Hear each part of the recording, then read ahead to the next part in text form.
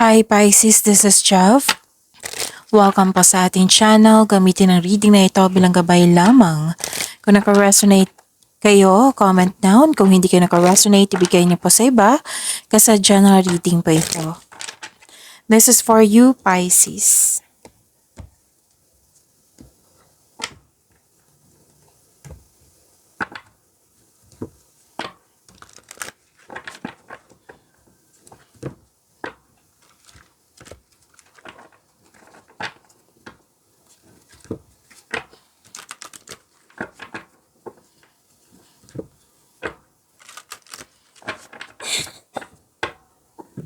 Para po ito sa iyo, Pisces, ngayon June 16 to 22, 2025.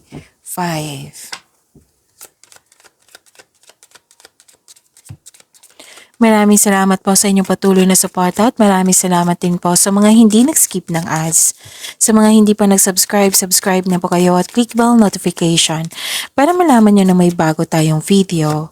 Para sa mga gusto magpa-reading, comment po kayo ng personal reading. Again, comment kayo ng personal reading and check my reply sa comment section.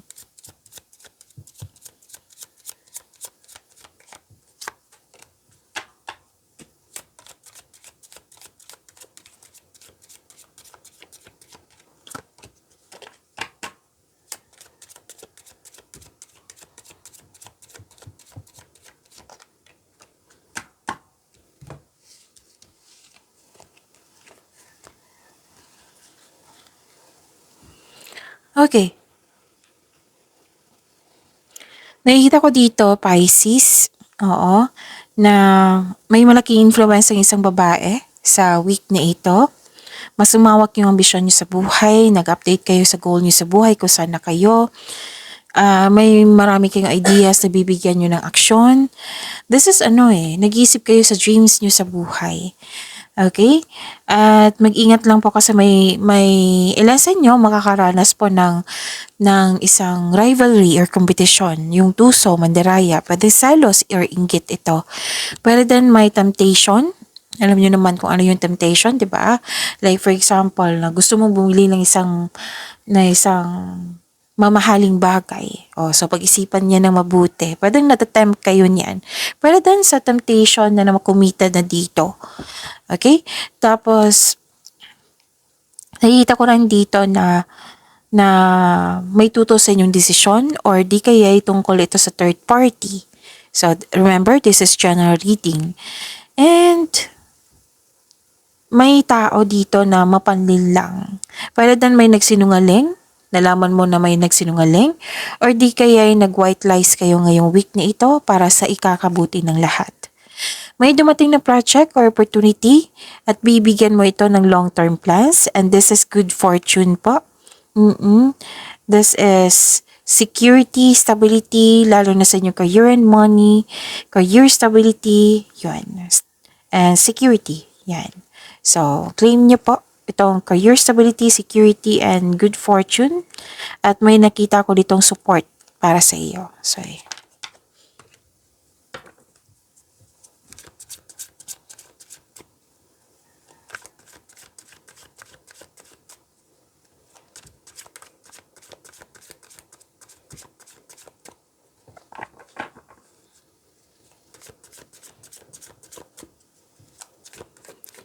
energy po ni Pisces, ngayon June 16 to 22, 2025.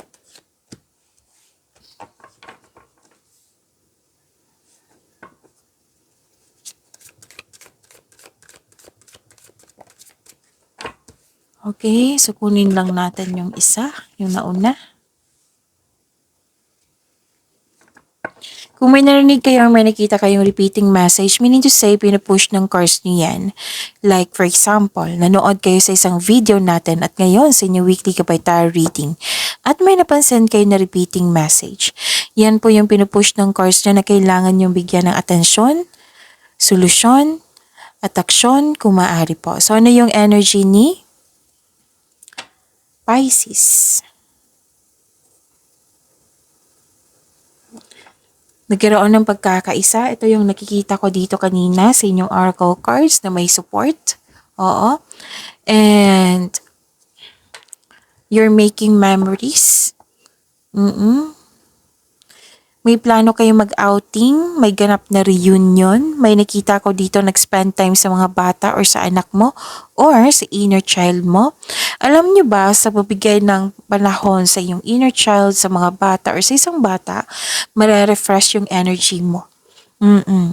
Nag-spend time ka rin sa old friends or sa mga taong parang mong pamilya, oo, posibleng may pagpatawad na mangyayari. May nakita rin ako dito na ipakilala mo na yung partner mo sa group of people. Okay? Masaya ka kasi very supportive yung mga tao sa iyo. And pwede din nagkwento mo sa kanila, sa kanya, yung about your past. Okay? About sa nakaraan. May nakita ko dito na may tinuturuan kang bata, ang ilan sa inyo. And yung grupo ng tao, nagbibigay ito ng motivation sa iyo. Nang siyang dahilan nagkaroon ka ng focus at sa pag-achieve ng goal mo.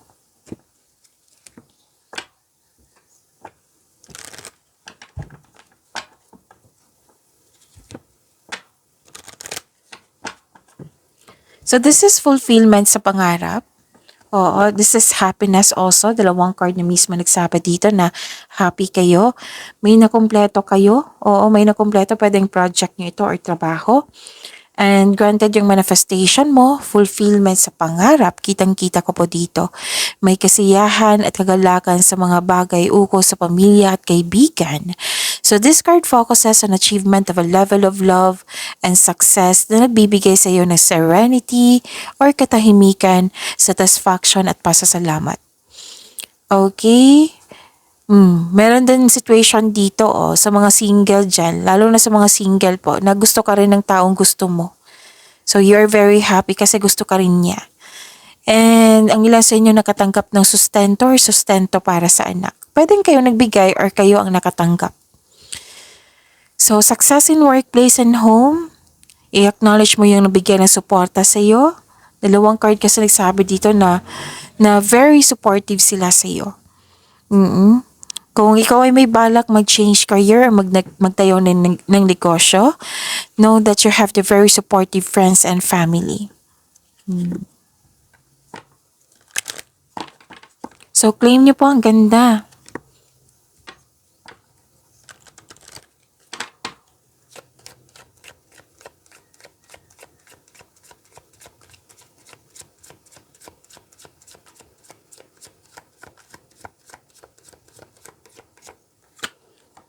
Spirits, guys, angels, archangels, guardian angels. Message po para kay Pisces. Sabi pa ni Archangel Chamuel, I am helping you with your spiritual soulmate relationship. Wow naman. So, nag-clarify siya dito kasi nga, di ba, may nasabi ako regarding sa single na sobrang saya mo kasi gusto ka rin ng taong gusto mo.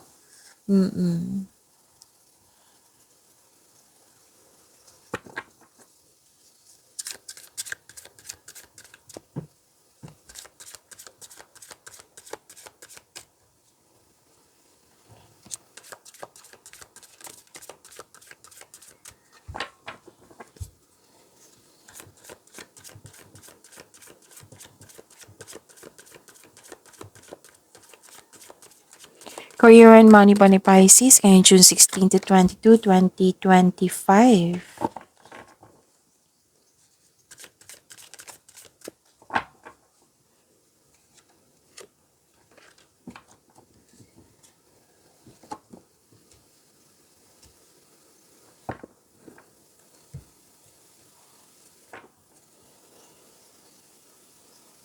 Okay, so career and money niyo po, Pisces. Nakikita ko dito na nagkaroon po ng impulsiveness, sense of adventure. May makilala kang mabubuting tao. Actually, dalawang card po nagsabi dito na may mga kasamahan kayo dyan na magaan kasama or natutuwa ka sa mga ginagawa mo ngayong week na ito. May makikilala ka din na mabubuting tao or bagong kaibigan to or kasamahan na magaan ang loob mo sa kanya. At nakikita ko dito yung happiness mo dito. So, this is from your energy to here na happy ka. Okay? So, may bata kang kausap dito. Oo, bata pa sa'yo.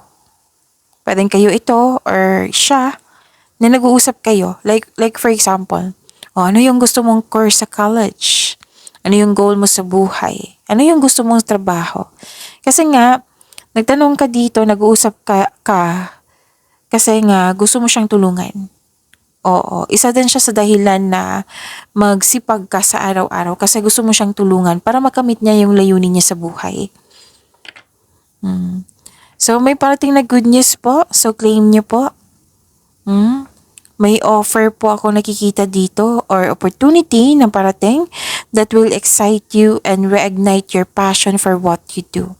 Meaning to say, naka-align to sa passion mo, kaya alam na alam mo yung gagawin mo, kaya nga excited kayo dito. So this is an exciting opportunity. And please expect na magiging busy kayo ngayong week na ito, Pisces. Oo, sobrang busy mo. And paalala ng card nyo po, this card asks you to prioritize your task na may time management. Huwag niyong kalimutan yung time management para hindi kayo ma-burn out. Just make sure you can deliver on your promises kasi mukhang may promise, may umaasa, pwedeng may deadline. So, kailangan po ng time management. So, huwag niyong kalimutan yan para maiwasan niyo po yung burnout po. Kasi nga, sobrang busy mo. Kung loaded kayo, workload po, ask for help. Pero yun nga, yung paalala na time management.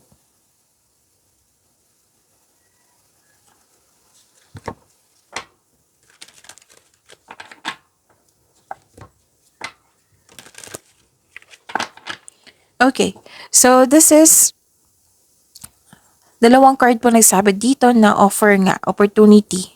So that is a repeating message, right? So pay attention. And your finances are improving also. And you're becoming more confident sa mga ginagawa mo. Kasi nga, gusto mo yung mga ginagawa mo. Naka-align to sa passion po. Let's say, hindi pa naman nag-improve, Miss Chav. Okay. So, it might be this opportunity ay makakapag-improve sa inyong finances. So, bigyan po ng atensyon, work hard. So, this is self-exploration, malakas ang inyong intuition, you're showing your kindness to everyone, nagkaroon ng gentleness. Yung sabi ko kanina sa inyo na magaan kasama yung mga kasamahan mo or may bago kang kakilala dyan, na magaan ang loob mo. At may matatanggap kang mensahe. Oo. Kanina pa tong mensahe ha. So, nag-clarify po ito na may matatanggap ka ng mensahe and that is a good news. Okay? At may mensahe din sa inyong intuition. So, connect to your intuition now kasi malakas ang inyong intuition. May gustong mag-reach out sa'yo na gusto niyang humingi ng sorry.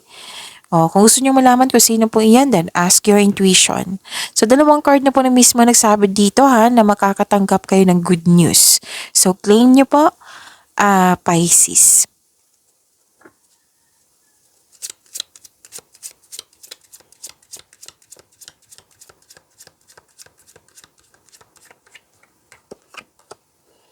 This is comfort.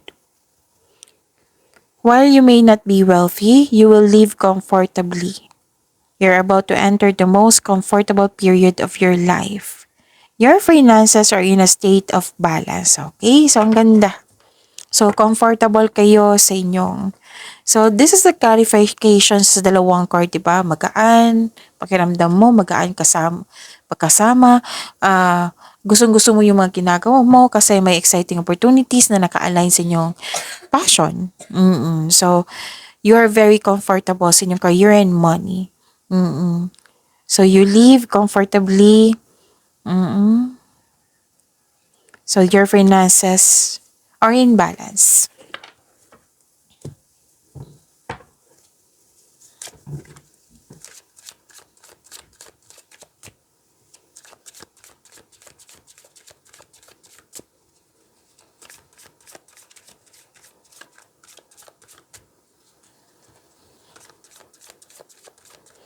Love life, self-love, partnership, and romance ni Pisces.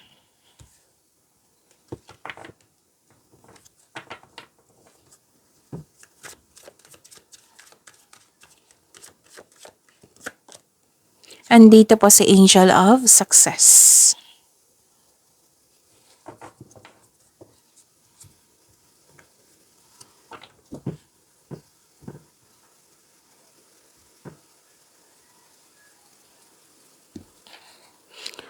So this is new beginning.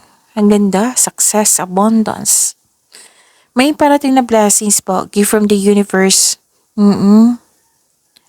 Nag-take ka na first steps para ma-enhance o ma-increase yung, lalo na yung kaperahan nyo, yung ipon nyo. Tapos, okay. Sa mga singles dyan, may parating na love or romance. Oo. Para sa mga marelasyon, sa buhay mag-asawa. Ito yung sabi ko kanina sa inyo na may pera, diba? Na gumagawa kayo ng paraan para mas ma-increase. May opportunity din na para mas ma-increase yung ipon nyo, yung pera nyo. This is leveling up eh. Level up sa inyong relasyon, sa buhay mag-asawa. Posible din na bibili kayo ng bahay bilang paghahanda ng pagsasama. Or di kaya'y may project kayo na bibili kayo ng bahay soon. Kaya nga gumagawa kayo ng paraan dito para mas lumaki yung pera nyo, yung ipon nyo. So may ilang couple dito na kontento sa inyong pagmamahalan.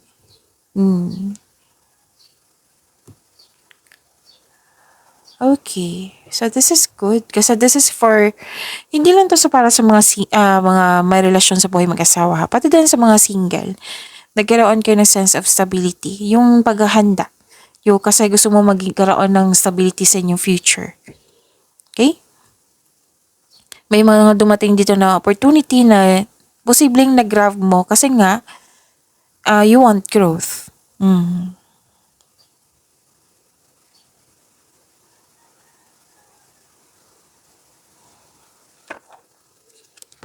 May nakita ko dito nag-celebrate ng monthsary or anniversary. May perfect situation ngayon. Ang ilan sa inyo, di ba, na magpapatayo ng bahay? Ang ilan sa inyo? Tapos na yung construction ng dream house. So, it might be may party dyan. May celebration kasi ako nakikita dito. At most likely, completion eh. Successful completion. May natapos kayo. So, may success. Okay?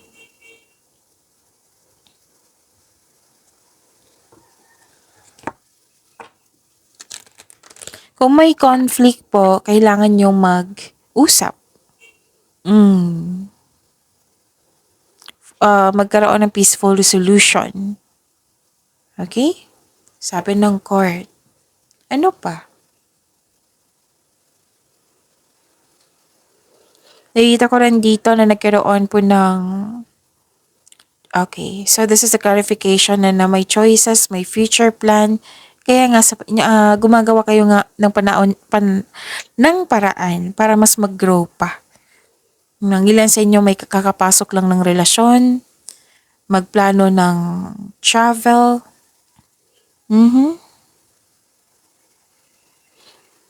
So, nang ilan din sa inyo, nakita ko na romantic trip, nakikita ko dito. At nagtutulungan kayo. May natanggap kayo ng blessings at naging generous kayo. Oo. Nakita ko rin dito na maraming umaasa sa iyo. And please know that you have abundant in life. Nakikita ko yung pag-aalaga mo dito sa inyong partner, sa inyong sarili, maasahan kayo. Ang ilan dito nakikita ko na nag-iisip. Pwedeng kayo ito or pwedeng yung partner mo nag-iisip dito na magtatagal ba kami nito? May ganyan. May nakita kong ganyan. So, magtiwala. Sabi ng card dito, magtiwala at magbuo kayo ng lasting partnership. So, some of you, fertility. So, kung gusto nyo mabuntis, then go ahead. Let's say, lalaki kayo o pwedeng partner nyo. Fertility kasi nakikita ko dito, pwedeng may nanganak, may buntis, or fertile. So, kung ayaw nyo mabuntis, then use protection. Lahat naman tayo dito adult. And nakitang-kita ko dito na may, anong tawag nito? Mm,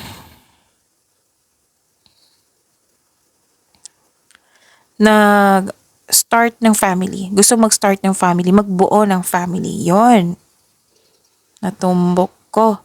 Nakita ko rin dito na nagkaroon po sa mga single, lalo na sa mga single, may parating sa inyo na maliligaw na very active kang suyuin. Pwedeng air signs to, pwedeng fire signs ito. Air is Gemini, Libra, Aquarius. Fire signs is Aries, Leo, and Sagittarius. Okay? So, di ba sabi ko kanina na may bagong pasok sa relasyon? Sabi ng card, wag po daw kayo magmadali. Kilalanin ng mabuti, enjoy nyo yung moment nyo, at wag magmadali. Okay? So, ano ang message, love message?